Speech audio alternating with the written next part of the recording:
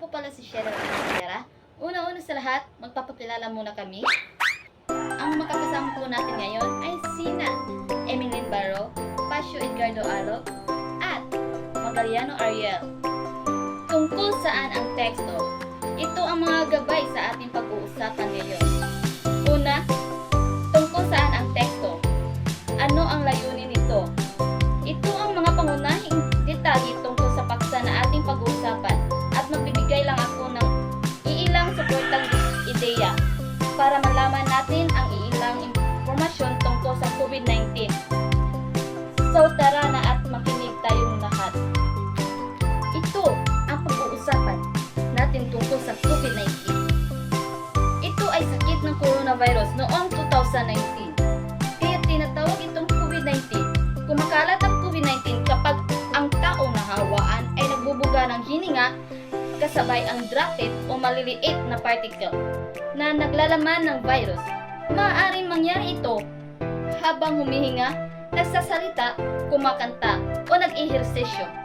Ang mga droplet at particle na ito ay maaaring malanghap ng ibang tao o maaari ito dumapo sa kanilang mga mata, ilong, bibig. Minsan, ang mga taong nahawaan ay maaaring makakuntima ng mga ibabaw ng bagay ng kanilang hinipo at ang iba ay maiimpeksyonan sa pamamagitan ng kanilang mga mata, ilong, bibig ng mga kontaminadong kamay. Ang mga taong mas malapit sa amin na talampakan mula sa taong may sakit nito ay may malaking posibilidad na mawaan.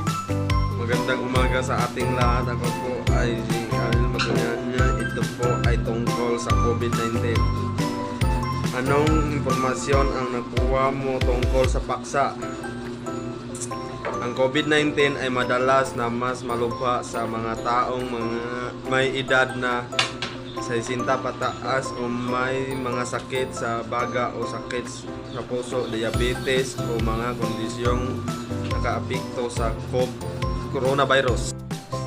Sa mga nagdaang taon, ang buong mundo ay humaharap sa isang hamon dahil sa COVID-19 pandemic. Sa vlog na ito, tutuklasin natin ang mga latest update, ang mga paraan kung paano maiiwasan ang pagkalat ng virus. Una, magsuot ng mask at face shield pag lumalabas ng bahay. Pangalawa, maghugas ng kamay bago humahawak ng mga bagay-bagay. At pangatlo, social distancing. Mga 1 metro ang layo sa mga tao. Ito ang side effects ng bakuna.